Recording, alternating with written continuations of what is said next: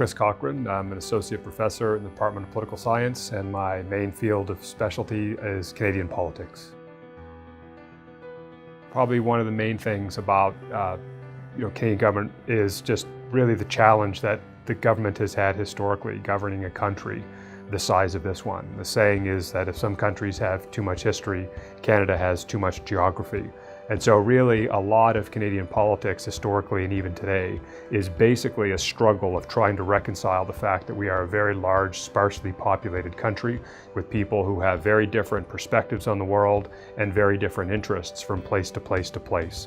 So I think that's probably the first thing anyone would want to know about Canadian politics. The second thing, obviously, it's a democratic country. In a democratic country, you encourage and solicit a diversity of viewpoints. You want people to speak up when they disagree with each other. But increasingly, and especially in the social media age, the disagreement has been taking an increasingly visceral and increasingly hostile tone. And we've moved away from a kind of an older model of sort of a loyal disagreement to a increasingly adversarial and visceral, almost hatred.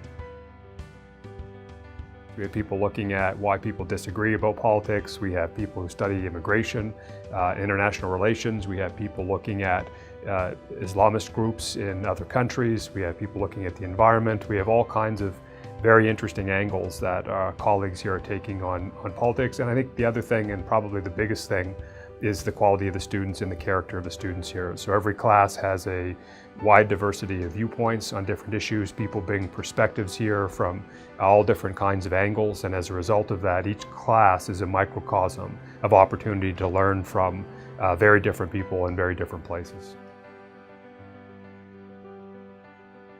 Well, we always have alumni come in every year at the end of the year and talk about their experiences transitioning from school to the workforce. A lot of students, understandably, are a bit anxious about what's going to happen after they leave university. And it's one of those things, just like in high school. In high school, you just get used to high school and you really start to figure it all out, and then you're out again and you're into university and it's all new. By fourth year here, you've got it all figured out and it's all familiar, and then you're out again into the workforce. So we have as one event, alumni come in to talk to students about all of the different paths available to them when they do get out into the world. I think probably the biggest thing for students when thinking of coming into the university would be to try to keep as many doors open as possible so that down the line, eventually, when you do make a decision about what you want to do, the opportunity to do that will be available to you. So taking courses that you need to take and so on, getting good advice from faculty and from counselors here is, even if the course might not be something you're really excited about now, if it keeps a door open for you down the road, then it will pay off. So I mean, there's lots of different advice I could give, things that I know now that I sort of wish I knew when I was starting university. I think the main thing is to just keep focused on the basic fact that what you do here over the next 4 years that you're here will have more of an impact on your life than probably any other 4-year period. It's a really good opportunity to shine, and it's a good opportunity to keep, as I said, many doors open for yourself down the line. But I would also focus on core competencies. What exactly is it that you want to get out of a university degree? A lot of it is obviously the social element as well, meeting people and having opportunity to meet new friends and friendships that will last forever. But I think the two things that I'd really encourage students to focus on, maybe even 3 things now, but one would be writing. You want to improve your writing here, and the best way to do that is to read a lot. So read a lot to improve your writing, because when you graduate, it's almost certainly the case you're going to be in a job that will require you to write.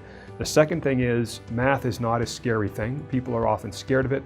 They often don't approach it in exactly the right way, so they look at it studying as, for example, a history test rather than training for an athletic event. But if you do a little bit of math all the time, it doesn't matter where you're starting from, you will get better eventually over time. And I'd really encourage students to keep up their numeracy. Don't run from math. It's often the case that students in 3rd and 4th year realize how important it can be. And the third thing, I think, given the computational revolution and the fact that so many things now are being done on computers, learning your way around a computer, learning some basic programming will have an enormous payoff down the line, no matter what kind of research you're going to do. There's just so many opportunities and so many different things you can do now with computers that I think remaining ignorant of that while you're going through university is probably one thing that would severely limit your options upon graduation.